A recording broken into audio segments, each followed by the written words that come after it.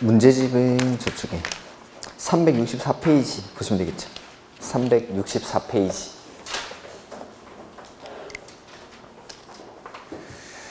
도시개발법령상 환지 방식으로 도시개발 사업을 시행하는 경우 환지 처분에 관한 설명으로 틀린 것. 자, 환지 방식에 관한 문제죠.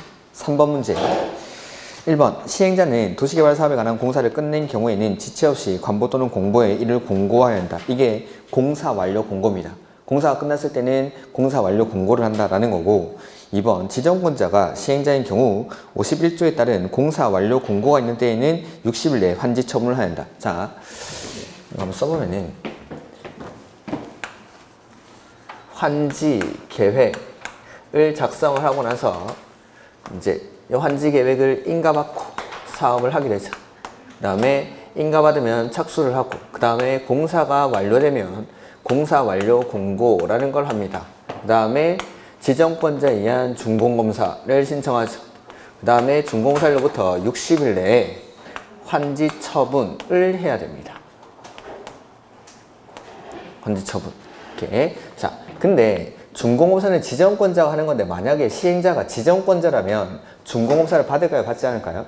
안 받죠. 그러니까 시행자가 지정권자일 때는 여기 공사 완료 공고일로부터 60일 안에 환지 처분을 해야 된다라는 뜻이죠. 그 지문이. 그래서 동그라미 2번에 지정권자가 시행자인 경우 공사 완료 공고가 있는 때에는 60일 내에 환지 처분을 해야 한다. 그 다음 환지 계획에 따라 입체 환지 처분을 받으려는 자는 환지 처분이 공고된 날의 다음 날에 환지 계획으로 정하는 바에 따라 건축물의 일부와 해당 건축물이 있는 토지의 공유지분을 취득한다. 그러니까 원래는 환지 방식으로 사업을 하면 토지를 공급하는 건데, 이렇게 입체 환지를 하는 경우에는 구분 소유 대상이 되는 건물이랑 그 대지 지분을 공급을 한다라는 뜻이죠. 환지 처분 공고일의 다음 날에. 그러니까 권리 변동이 일어나는 시점은 똑같이 환지 처분 공고일의 다음 날에 입체 환지를 신청한 사람에게는 건물을 주겠다라는 뜻입니다. 건물을. 그 다음에 4번에 채비지로 정해지지 않은 보류지는 누가? 채비지는 시행자가, 보류지는 환지 계획에서 정한 자가. 그러니까 환지 계획에서 정한 자가 언제 소유권을 취득하죠? 다음날. 다음날. 취득하는 권리는 다음날. 그래서 채비지는 시행자가, 보류지는 환지 계획에서 정한 자가 각각 환지 처분 공고일의 다음날에 소유권을 취득한다. 5번 도시개발 사업의 시행으로 행사할 이익이 없어진 지역권은 소멸해야겠죠? 언제? 끝나는 때. 그래서 공고된 날이 다음 날이 아니라 공고된 날이 끝나는 때. 공고된 날이 끝나는 때. 환지 처분 공고일이 끝나는 때. 그 다음에 4번 옳은 것. 분할 혼용 방식은 수용 또는 사용하는 방식이 적용되는 지역과 환지 방식이 적용되는 지역을 사업 시행지구별로 분할하여 시행하는 방식이라. 네. 그래서 시행 방식에는 크게 수용이랑 환지, 그 다음에 이걸 섞어서 하는 혼용 방식까지 나뉘는데, 혼용 방식은 분할 혼용 방식이랑 미분할 혼용 방식 이렇게 구분합니다. 분할 혼용 방식은 여기는 수용, 여기는 환지 딱딱 나눠서 하는 거. 미분할 혼용 방식은 나누지 않고 필요에 따라서 수용이랑 환지를 하는 건데, 1번은 그대로 적어놨죠. 그래서 수용 방식이 적용되는 구역과 환지 방식이 적용되는 구역을 딱딱 나눠가지고 이렇게.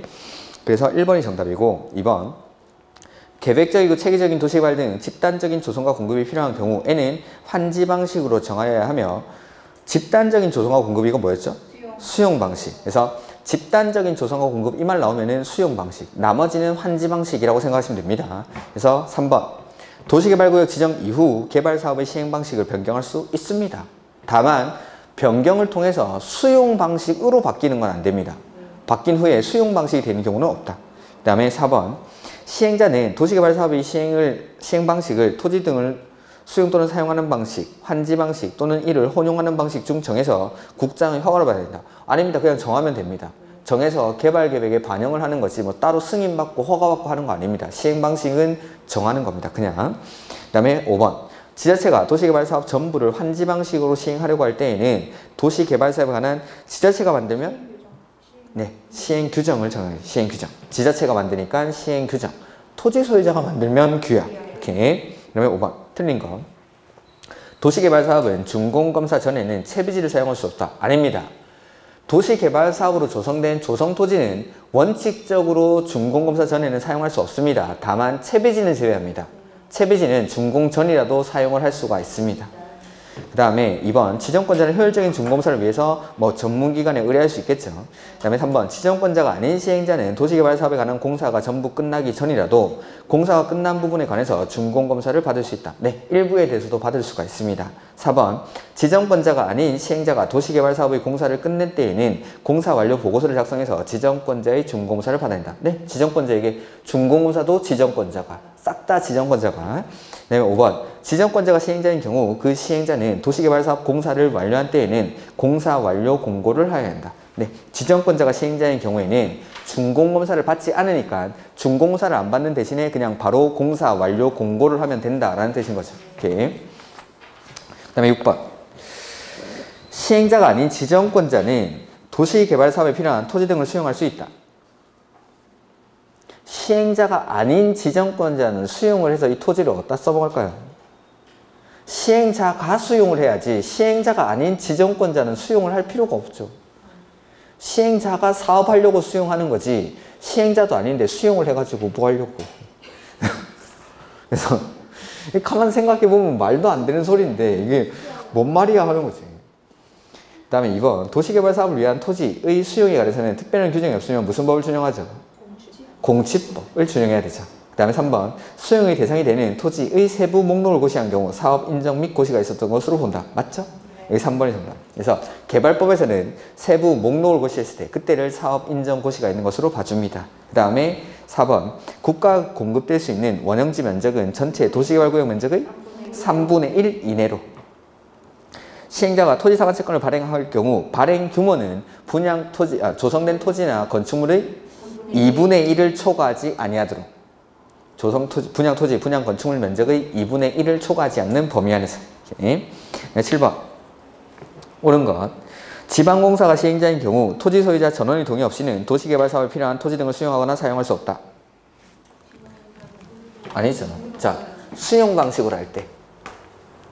수용 방식으로 사업을 할 때 공공이든 민간이든 모든 시행자가 수용을 할 수 있죠.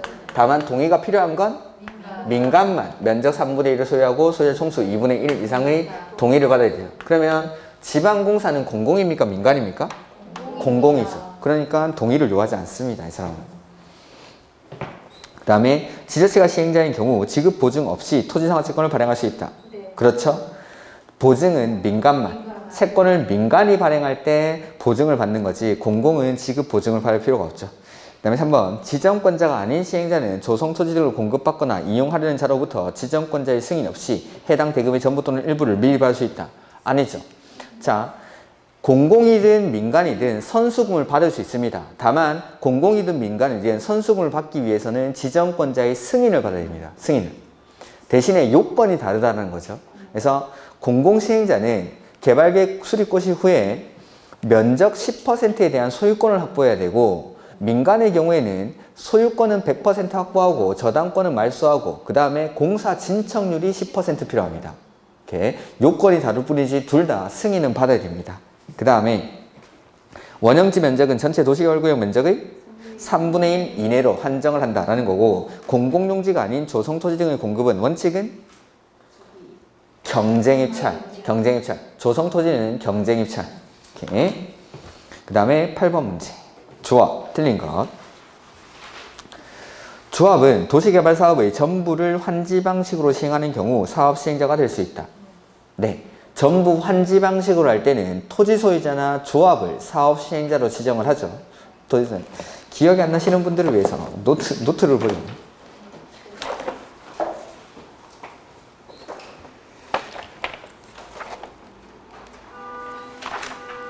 거기 22페이지? 22페이지 맨 위에 보면은 1번에 전부 환지 방식이라고 돼 있고 원칙은? 네. 그래서 전부 환지 방식으로 도시개발 사업을 시행할 때는 토지 소유자나 조합이 시행자가 되는 게 원칙이지만 예외적으로 지자체 등을 시행자로 지정할 수 있다라는 거죠. 이게 2분의 1 병행 이렇게 했던 겁니다. 그 다음에 이번에 조합을 설립하려면 도시개발구역 토지 소유자 몇 명이 모이죠? 7명. 조합 개발법에서는 7명. 정관을 작성해서 누구한테 인가받습니까? 지정권자. 개발법이니까 지정권자. 그 다음에 3번 조합의 작성하는 정관에는 도시개발구역의 면적이 포함되어야 한다. 배운 적이 없죠? 일단 정답이 아닙니다. 이런 것들은. 그러니까 모르는 거 절대 정답 찍으면 안 됩니다. 정관의 내용은 수업을 한 적이 없습니다. 이런 것들을 찍으면 안 됩니다. 그렇겠지 하고 넘어가야 됩니다. 4번 조합 설립 인가를 신청하려면 국공유지를 제외한 해당 도시개발구역 면적 3분의 2 이상에 해당하는 토지 소유자와 그 구역 토지 소유자 총수 2분의 1 이상의 동의를 받아야 한다 라는 건데, 면적 3분의 1이랑 국공유지 소유자 2분의 1에서 국공유지 면적을 포함하죠. 동의자 수 산정할 때. 개발법에서 개발계획이랑 조합 설립 인가 신청 시 동의 요건이 똑같죠? 3분의 1이랑 2분의 1인데 그때 면적에는 국공유지를 포함한다 라고 했죠. 오케이. 그 다음에 5번 조합의 이사는 그 조합의 조합장을 겸할 수 없다. 이게 겸직금지 의무. 그래서 조합의 임원은 그 조합의 다른 직원이나 임원을 겸할 수가 없고 같은 목적의 사업을 하는 다른 조합의 직원이나 임원을 겸할 수가 없다. 이런 것들. 그 다음에 9번 조합 옳은 것. 조합을 설립하려면 도시개발구 소유자 몇 명? 7명. 누구한테 인가받죠? 지정권자. 틀렸고 조합이 인가받은 사항 중 주된 사무소 소재를 변경하는 경우 변경 인가가 아니라 이건 신고사항입니다. 그래서 조합이 인가받은 사항을 변경할 때는 인가를 받는 게 원칙이지만 경미한 사항일 때는 신고만 하면 되겠죠. 그 경미한 사항이 딱 두 가지 있었는데 지금 나오는 주된 사무소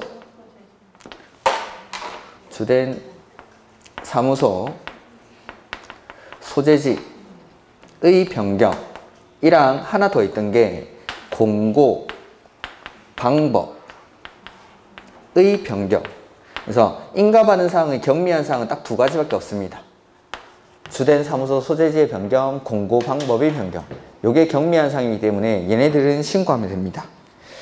그 다음에 3번 조합 설립 인가를 신청하려면 해당 도시개발구역의 면적 3분의 2랑 소유자 총수 2분의 1. 그 다음에 근고 이상의 형을 선고받고 그 집행이 끝나지 아니한 자는 조합원이 될 수 없다. 임원이 될 수 없죠. 임원이. 조합원이 아니라 조합 임원이. 그 다음 의결권을 가진 조합원의 수가 100인인 조합은 총회의 권한을 대행하기 위해서 대의원회를 둘 수 있다. 그렇죠? 50인 이상이면 되니까 100인이면 50인 이상에 해당하죠. 그래서 둘 수 있다. 맞죠? 오케이. 10번 대의원회가 총회의 권한을 대행할 수 있는 사항. 자, 개발법에서 총회의 정권사항이 바로 정, 환, 아, 계, 임, 해 이렇게. 그래서 이게 정관, 그 다음에 환지계획, 개발계획, 그 다음에 임원의 선임, 그리고 조합의 합병 내지는 해산. 요거는 총회에서만 결정해야 되는 거. 그 다음에 여기서 제외되는 게 환지계획이나 개발계획에서 경미한 사항의 변경은 제외합니다. 그 다음에 청산금의 징수 교부가 완료된 이후 해산하는 경우도 제외합니다. 이런 것들. 그래서 정관의 변경 안 되고 개발계획 안 되고 조합장의 선임, 임원의 선임이죠. 그 다음에 조합의 합병에 관한 사항인데 4번 요거는 정권사항이 없죠. 그래서 정답이 4번. 그래서 정원학 게임에 외워가지고 푸는 문제고 11번 옳게 연결한 것이라고 되어 있는데, 자, 환지 방식에는 크게 두 가지가 있습니다. 평면 환지랑 입체 환지라고 해서 평평한 토지로 바꿔주면 그건 평면 환지. 그래서 기획에 환지전 토지에 대한 권리를 도시개발사업으로 조성된 토지에 이전하는 방식이 평면 환지. 근데 환지전 토지나 건축물에 대한 권리를 도시개발사업으로 건설된 구분 건축물에 이전하는 방식이 입체 환지. 이렇게. 그 다음에 환지 계획구역의 평균 토지 부담률은 얼마인가 라고 됐죠. 자, 평균 토지 부담률을 구하는 공식은 밑에는 환지 계획 구역의 전체 면적이 들어갑니다.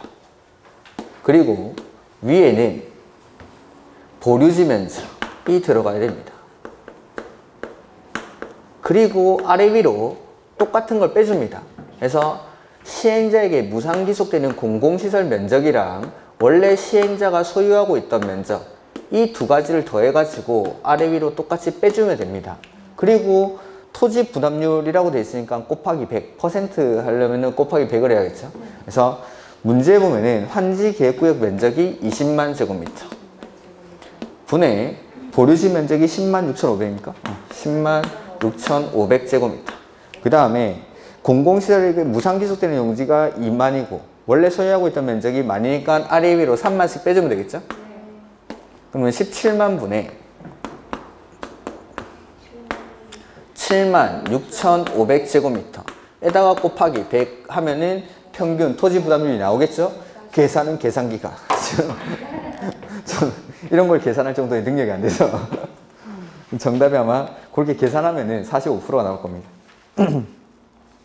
그다음에 13번에 환지 처분의 효과에 관한 설명으로 틀린 것. 환지 계획에서 정해진 환지는 그 환지 처분이 공고된 날의 다음 날부터 종전 토지로 본다. 그렇죠? 환지 계획에서 정해진 환지는 환지 처분이 공고된 날의 다음 날부터 종전 토지로 본다. 즉 나는 원래 종전 토지 소유자였다가 환지 처분 공고일이 다음 날 되면 환지의 소유자가 된다 이 말이죠. 그 다음에 환지 처분은 행정상 처분으로서 종전 토지의 전속권의 것에 관해서는 영향을 미치지 않는다라고 해야죠. 미치면은 환지 방식 환지로 따라와야겠죠. 근데 따라오지 않고 종전 토지에 남아 있으니까 미치지 아니한다. 이런 건 틀리면 진짜 미치죠. 미치지 아니한다. 3번 도시개발구역의 토지에 대한 지역권은 도시개발사업 시행으로 행사할 이익이 없어진 경우 소멸해야겠죠? 언제? 끝나는 때. 소멸하니까 끝나는 때. 그다음에 보류지는 누가? 채비지는 시행자가. 보류지는 이제 좀 외울 때 됐는데. 채비지는 시행자가. 보류지는 환지 계획에서 정한 자가 각각 환지 처분 공고된 날이 다음 날에 해당 소유권을 취득한다. 그 다음에 청산금 확정은 다음 날. 결정은 환지 처분하는 때, 확정은 다음 날. 그리고 이렇게 확정된 청산금을 그 이후에 징수, 교부하는 게 원칙이지만 환지를 지정받지 못한 사람에게는 청산금을 미리 교부할 수 있고 그래서 그 미리 교부하는 때 청산금을 결정할 수 있다라는 거. 14번. 옳은 것. 시행자는 준공검사를 받은 후 60일 이내에 지정권자에게 환지 처분을 신청해야 한다. 준공검사를 받은 후 60일 내에 지정권자에게 환지 처분을 신청해야 한다. 뭐 신청 이런 말 있습니까? 지가 하는 겁니다. 지정권자에 의한 준공검사를 받고 나면 60일 내에 환지 계획에서 정한 사항을 공고를 하는 겁니다. 이게 뭐 신청을 하고 하는 게 아니라 자기가 직접 그냥 지정권자한테 준공검사를 받았으니까 환지 계획에서 정한 내용을 그냥 공고를 하면 되는 겁니다. 이걸 뭐 신청하고 하는 게 아닙니다. 그 다음에 2번 도시개발 사업이 둘 이상의 환지 계획구역으로 구분되는 경우에도 사업비와 보류지는 도시개발구역 전체를 대상으로 책정해야 하면 일단 틀렸고 환지 계획구역별로는 책정할 수 있습니다. 그래서 2번 해설을 한번 읽어보시면은 도시개발구역이 둘 이상의 환지 계획구역으로 구분되는 경우에도 사업비와 보류지는 도시개발구역 전체를 대상으로 책정해야 되며 환지 계획구역별로 사업비 및 보류지를 책정해야 한다는 거. 이렇게. 그래서 나눠서 할 수가 있다는 거죠. 나눠서 할 때가. 이 해설이 잘못된 것 같은데. 둘 이상의 환지 계획구역으로 구분되는 경우에는 사업비와 보류지는 그 구분된 구역별로 책정을 합니다. 이 해설이 잘못됐습니다. 이거. 구분된 구역별로 책정을 하고 환지 계획구역별로 사업비와 보류지를 책정할 수 있습니다. 이렇게. 그 중간에 그걸 떼야 됩니다. 경우에는 해가지고 경우에는이라고 하고 사업비와 보류지는 도시개발구역 전체를 대상으로 책정해야 하면 그걸 지워야겠죠. 그래서 경우에는 환지 계획구역별로 사업비와 보류지를 책정해야 한다. 이렇게. 네. 경우에까지 살려두고 도자는 는으로 바꾸면 되겠죠. 그리고 쭉 심표까지 싹 지워버리고 환지 계획구역별로 사업비와 보유지를 책정해야 한다. 그거 살려주시면 되겠죠. 그 다음에 도시개발구역에 있는 조성토지 가격은 개별 공시지가로 한다. 환지 방식에서 토지 가격을 평가할 때는 감정가도 아닙니다. 지금 사업 시행 방식이 환지 방식이라고 했죠. 문제의 환지 방식이니까 환지 방식으로 조성된 토지의 가격을 평가할 때는 토지평가협의회 심의를 거쳐 결정하죠. 근데 그에 앞서 감정평가하여야 한다. 그렇게 해야겠죠. 이렇게. 이거는 조성토지는 수용 방식으로 조성된 토지를 평가할 때 감정가. 근데 환지 방식일 때는 토지평가협의회 심의를 거쳐 결정하는데 그에 앞서 감정평가하여야 한다. 그 다음에 4번 환지 예정지가 지정되어도 종전토지의 임차권자는 환지처분 공고일까지 종전토지를 사용하거나 수익할 수 없죠. 종전토지는 사용 수익할 수가 없고 그 종전토지에서 사용 수익이 정지되고 나서 그게 환지 예정지로 넘어가서 환지 예정지를 사용 수익해야죠. 환지 예정지를. 그 다음에 환지 계획에는 필지별로 된 환지 명세와 필지별, 권리별로 된 청산 대상 토지 명세가 포함되어야 한다. 새거, 헌거가 포함되어야 된다. 이게 맞죠? 필지별로 된 환지 명세, 이게 새거. 필지별, 권리별로 된 청산 대상 토지 명세가 헌거. 이렇게. 그다음에 15번 옳은 것. 지자체가 시행자인 경우 토지 상한 채권을 발행할 수 있습니다. 모든 시행자가, 공공이든 민간이든 모든 시행자가 발행합니다. 예. 지자체인 시행자가 토지를 수용하려면 사업 대상 토지 면적 3분의 2 이상에 해당 토지를 소유해야 된다. 여기 수용 방식으로 할 때 지자체, 공공은 동의가 필요 없죠. 민간은 면적, 민간이 수용 방식으로 사업할 때 면적 3분의 2 이상을 소유하고 소유자 총수 2분의 1 이상의 동의를 받아야죠. 이렇게 민간이 할 때. 3번 시행자는 조성토지 등을 공급받는 자로 하여금 해당 대금의 전부를 미리 받을 수 있죠. 그게 선수분. 미리 받는 게 선수분. 그래서 그 공급받는 자로 하여금 대금을 미리 받을 수 있다. 전부 또는 일부. 그리고 받기 위해서는 지정권자의 승인을 받아야 된다. 그 다음에 공공시행자가 선수금을 받기 위해서는 소유권을 10% 확보해야 되고, 민간은 소유권을 100% 확보하고 저당권을 말소하고 공사 진척률이 10% 필요하다. 이렇게. 그 다음에 시행자는 학교를 설치하기 위한 조성토지 등을 공급하는 경우 뭔가 냄새가 나는데? 공적인 냄새가 나죠? 그럴 때는 감정가 이하로. 그 다음에 시행자는 지자체의 도시개발구역 전체 토지 면적의 2분의 1 이내에서 원형지를 공급하여 개발하고 있다. 원형지는 3분의 1. 이렇게. 그 다음에 조성토지 등의 공급에 관한 설명으로 옳은 것. 지정권자가 아닌 시행자가 조성토지 등을 공급하려고 할 때에는 조성토지 등의 공급 계획을 작성하여 지정권자의 승인을 받아야 된다. 자, 우리가 이제 원형지를 공급하려고 할 때 시행자가 원형지를 공급하려고 할 때에는 공급계획이라는 걸 작성을 해서 지정권자한테 제출합니다. 그리고 이 공급계획에 대해서 지정권자로부터 승인을 받아서 원형지를 공급할 수 있죠. 근데 조성토지는 그냥 공급계획만 제출을 하는 거지 따로 승인을 요하지 않는다라고 말씀을 드렸죠. 그래서 원형지는 승인을 받아야 되지만 조성토지는 시행자가 공급계획을 지정권자에게 제출만 하면 됩니다. 공급계획을. 그래서 조성토지를 공급하려고 할 때라고 되어 있죠. 원형지가 아니라 조성토지를 공급할 때이니까 따로 승인을 받지 않습니다. 조성토지를 공급할 때는 지정권자의 승인을 받지 않고 공급계획을 제출만 하면 됩니다. 제출만. 그 다음에 2번 조성토지 등을 공급하려고 할 때에는 공공택지는 추첨의 방법으로 분양할 수 있죠. 규공, 단공, 자. 추첨의 방법으로 분양할 수 있는 게 국민주택 규모 이하의 주택건설용지, 그리고 나오는 요거 공공택지, 그 다음에 330제곱미터 이하의 단독주택용지, 그 다음에 공장용지, 이런 것들은 추첨의 방법으로 분양할 수 있다.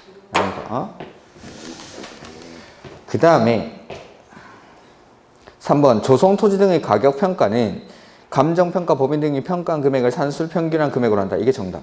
조성토지는 원칙 감정가로 하죠. 다만 학교나 폐기물 처리시설 이런 것들은 감정가 이하로 공급할 수 있다. 4번 공공청사 용지를 지자체에 공급하는 경우 수의계약으로 방법으로 분양할 수 있겠죠. 왠지 될 것 같지 않습니까? 이런 건?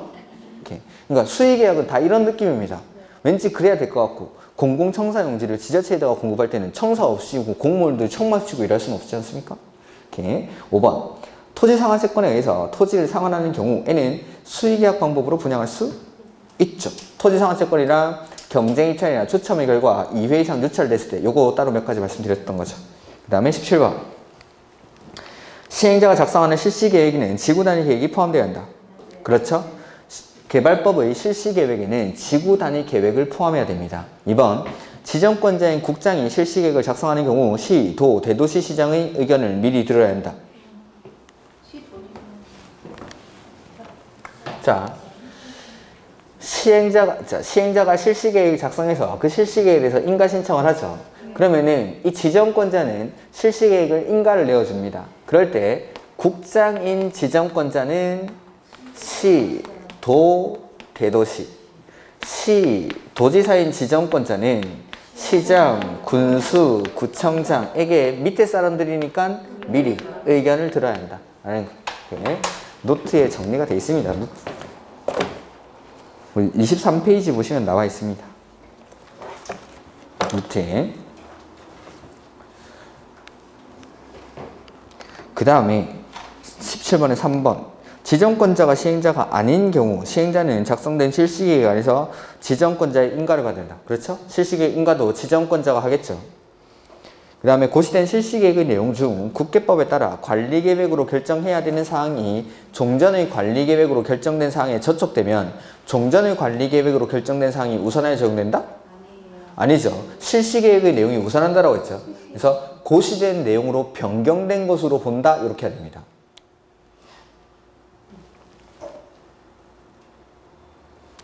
그 다음에 실시계획 인가에 의해 주택법에 따른 사업계획 승인인 의제를 할 수 있다.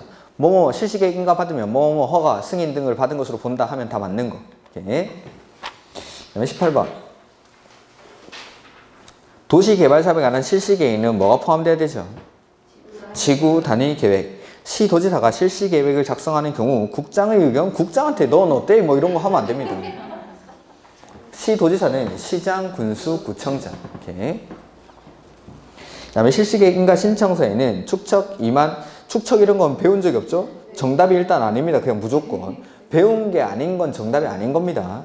그 다음에 4번. 관련 인허가 등의 의제를 받으려는 자는 실시계획 인가를 신청할 때 내가 인허가 같이 받고 싶은 서류 있으면 함께 제출하면 되겠죠? 함께 제출해야 한다.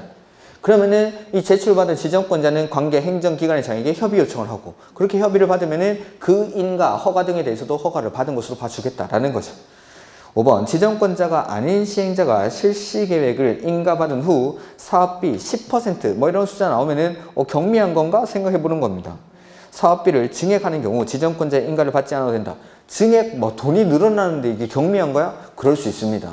항상 막 줄어들고 이런 것만 경미한 건 아닙니다. 막 확대되고 하는 것도 경미한 사항에 해당하는 경우가 있습니다. 오케이.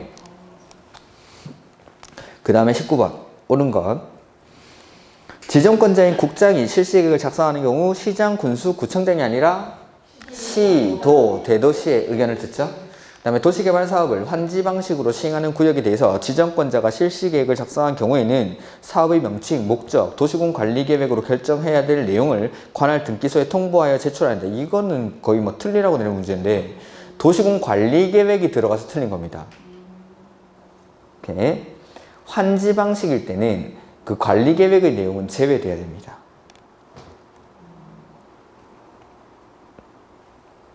해설에도 나와있죠? 관리계획 그 내용이 들어가서 틀린 겁니다. 이거는 뭐 그냥 보지 마십시오. 이런 지문은. 그래서 등기소에 통보를 해야 되는 게 사업의 명칭, 목적까지지 관리계획 결정 내용은 등기소에 통보하지 않습니다. 그래서 3번. 실시계획 인가를 할 때 지정권자가 해당 실시계획에 대한 하수도, 공공하수도 공사 시행의 허가에 관해서 관계 행정기관의 장과 협의한 때는 허가를 받은 것으로 본다. 협의를 했죠? 허가 받은 것으로 본다. 의제된다. 실시계획 인가 받으면 뭐뭐뭐 의제 받은 것으로 본다. 맞죠? 4번. 인가를 받은 실시계획 중 면적 20% 감소된 20%이 감소되는 경우 지정권자의 변경 인가를 받을 필요가 없다. 이렇게. 옳은 게 일단 3번이었고 변경 인가를 받을 필요가 없다? 이거 틀렸겠죠. 경미한 사항은 10%가 많다고 했죠. 그래서 해설해 보시면 10%라고 했죠. 100분의 10. 이렇게. 그래서 이거는 경미한 사항이 아니기 때문에 변경 인가를 받아야 된다라는 겁니다. 그 다음에 지정권자는 시행자가 도시개발구역 지정고시로부터 6개월 이내 실시계획 인가를 신청하지 아니하는 경우 시행자를 변경할 수 있다. 시행자 변경 사유 다시 한번 해볼까요? 시행자를 변경할 수 있는 사유는 실시계획의 인가를 중심에 두고 1번 1년, 2번 2년, 3번 취소, 4번 부도 파산. 그러면 지금 우리 지문에 시행자가 도시개발구역 지정고시로부터 6개월이 아니라 1년. 구역 지정고시된 날로부터 1년 안에 실시계획 인가 신청이 없는 경우, 그 다음에 실시계획 인가 받고 나서 2년 안에 뭐? 착수하지 않는 경우. 세 번째가 실시계획 인가나 사업 시행자 지정이 취소된 경우. 네 번째가 사업 시행자의 부도 내지는 파산. 이럴 때는 시행자를 변경할 수 있다.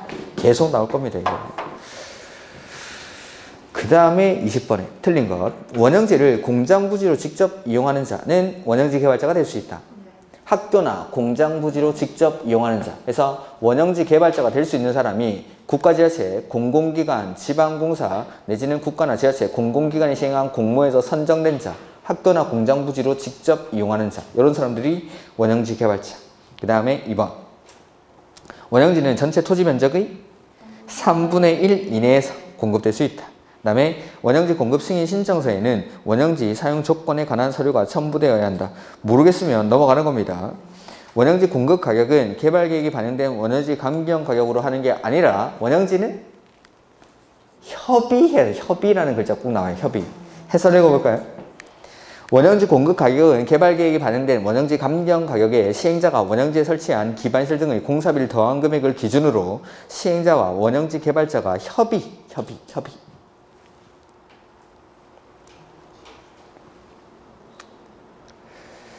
그 다음 지자체가 원형지 개발자인 경우 매각 제한을 안 받습니다. 자, 원형지는 가격이 싼 땅을 아무에게나 주지 않았죠. 그래서 이건 일정 기간 동안 매각을 할 수 없습니다. 그 기간이 공사 완료 공고일로부터 5년, 계약 체결로부터 10년 중에 먼저 끝나는 날까지 매각을 할 수 없는데, 다만 국가나 지자체일 때는 매각 제한을 받지 않습니다. 국가나 지자체. 그러니까 지자체라고 했으니까 매각 제한을 받지 않겠죠. 이렇게. 그 다음에 21번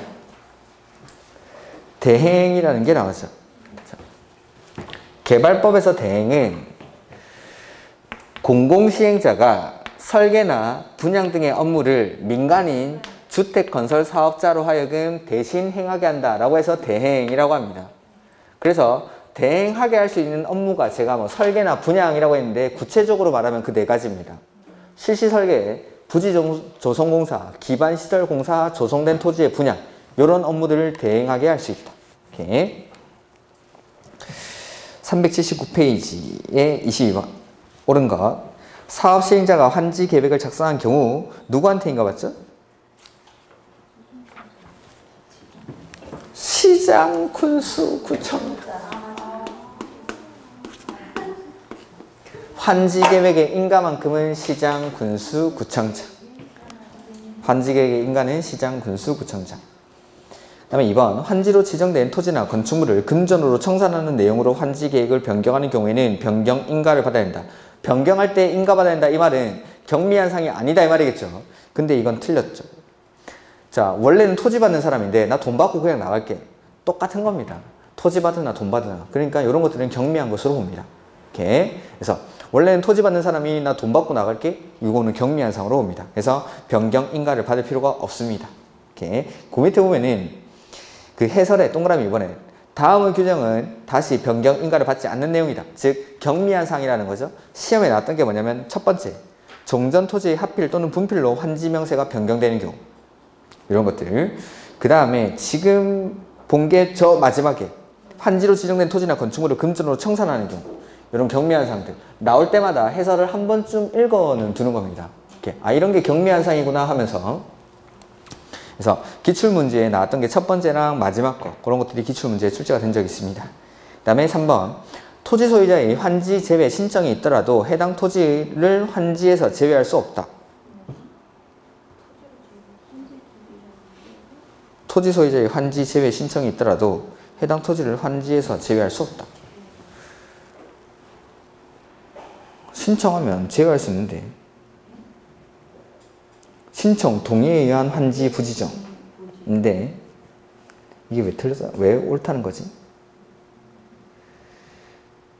제외 신청이 있더라도 임차권자가 동의하지 아니하는 경우 뭐 이런 말도 없고.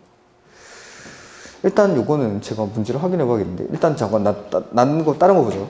환지 예정지의 지정이 있으면 종전 토지에 대한 임차권자 등은 종전 토지에 대해서는 물론 환지 예정지에 대해서도 사용수익 권능이란 말이 또 들어가줘야겠죠. 환지 예정지에 대해서도 뭐 뭘 소멸해.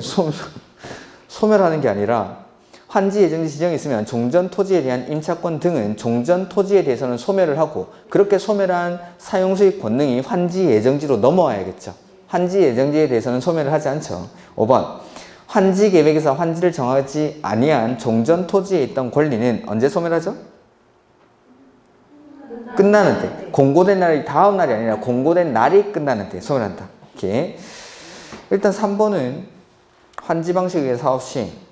그 다음에 소유자가 환지 제외 신청이 있으면 해당 환지에서 제외할 수 있죠. 다만 임차권자의 동의를 받아야 되죠. 신청 동의에 의한 환지 부지정에서 임차권자의 동의를 받아야 한다라는 거. 뭐 그렇게 이해를 하시죠, 일단. 그 다음에 23번. 틀린 것. 시행자는 환지 방식이 적용되는 도시개발구역. A는 조성 토지 등의 가격을 평가할 때 토지평가협의회 심의를 거쳐 결정하되 그에 앞서 감정평가하게 해야 한다.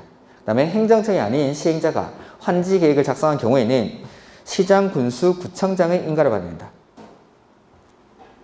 네, 여기 환지 계획의 인가는 시장, 군수, 구청장. 환지 계획 인가는 시장, 군수, 구청장. 그 다음 행정청인 시행자가 환지 계획을 정하려고 하는 경우 해당 토지의 임차권자는 공람기관의 시행자에게 의견서를 제출할 수 있다. 네, 맞습니다. 그래서 그 환지 계획 인가를 신청할 때도 공람을 시켜줍니다. 주민에게 14일 이상 공람을 시켜주고 인가를 합니다. 이렇게. 이때 그 의견을 제출할 수 있는 사람에는 임차권자도 포함이 된다라는 거죠. 그 다음에 4번 환지 계획에서 정해진 환지는 그 환지 처분이 공고된 날의 다음 날부터 종전 토지로 본다. 맞죠? 그 다음에 5번 환지 설계 시 적용되는 토지 건축물의 평가액은 최초 환지 계획 인가시를 기준으로 하고 변경할 수 없는 게 원칙입니다. 해설 한번 볼까요? 이거는 해설을 그냥 그대로 읽혀두십시오. 그냥 환지 설계 시 적용되는 토지 건축물의 평가액은 최초 환지 계획 인가시를 기준으로 하며 변경할 수 없으며 라고 되어 있죠. 원칙적으로 변경할 수 없습니다. 이렇게. 다만 환지 후 토지 건축물 평가액은 실시 계획의 변경으로 평가 요인이 변경된 경우에만 변경 인가를 받아 변경할 수 있다. 그러니까 원칙적으로는 변경이 안 된다라는 겁니다. 이렇게.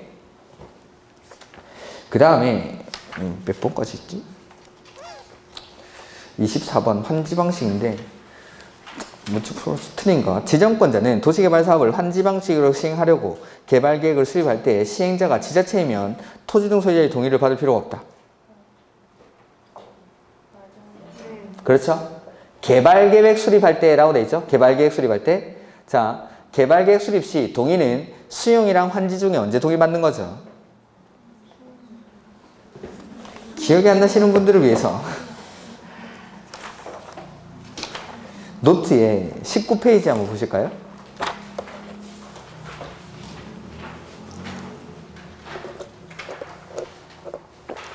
거기 3번에 동의요건 나오죠? 수용 X 환지 동그라미 보입니까? 그러면 개발계획 수립할 때 동의는 수용이랑 환지 중에 언제 동의받는 거죠? 환지 방식 그리고 동의요건이 면적 3분의 1랑 소유자 총수 2분의 1이죠. 다만 시행자가 누구일 때는 동의를 요하지 않죠? 국가나 지자체. 그러면 다시 한번 읽어볼까요? 지정권자는 도시개발 사업을 환지 방식으로 실행하려고 할 때 개발계획을 수립할 때에는 시행자가 지자체이면 동의를 받을 필요가 없다. 그렇죠? 국가나 지자체는 동의를 요하지 않는다. 그 말이죠. 개발계획 수립할 때. 2번 시행자는 채비지의 용도로 환지 예정지가 지정된 경우에는 도시개발사업에 드는 비용을 충당하기 위해서 이를 사용, 수익하는 것뿐만 아니라 뭐까지? 처분도 할 수 있죠. 그 다음에 도시개발구역의 토지에 대한 지역권은 도시개발사업의 시행으로 행사할 이익이 없어지면 환지 처분이 공고된 날이 끝나는 때 소멸한다. 그렇죠? 끝나는 때. 소멸하는 권리는 끝나는 때. 그 다음에 4번 지자체가 도시개발사업 전부를 환지 방식으로 시행하려고 할 때에는 도시개발사업의 시행 규정을 작성해야 한다. 그렇죠? 공공이 만들면 시행 규정. 그 다음에 행정청이 아닌 시행자가 인가받은 환지 계획의 내용 중 아까 읽었던 겁니다. 종전 토지의 합필 또는 분필로 환지 명세가 변경되는 경우는 경미한 사항이기 때문에 인가를 요하지 않는다라는 거. 그래서 경미한 사항들은 수시로 이렇게 지문에 섞여서 나오는데 해설을 해보면은 경미한 사항들을 좀 써놓는 경우가 있습니다. 그런 것들을 문제 푸시다가 이런 게 경미한 외울 필요는 없습니다. 다 외울 필요는 없는데 그런 감각적으로 이런 것들을 문제를 풀어야 되기 때문에 계속 읽어두는 겁니다. 나올 때마다 이런 게 경미한 사항이구나, 경미한 사항이구나. 읽다 보면은 대체적으로 이런 것들이 경미한 사항이구나라는 느낌이 오실 겁니다. 그래서 25번은 또 조합에 관한 문제인데 조금 쉬었다가 보도록 하죠.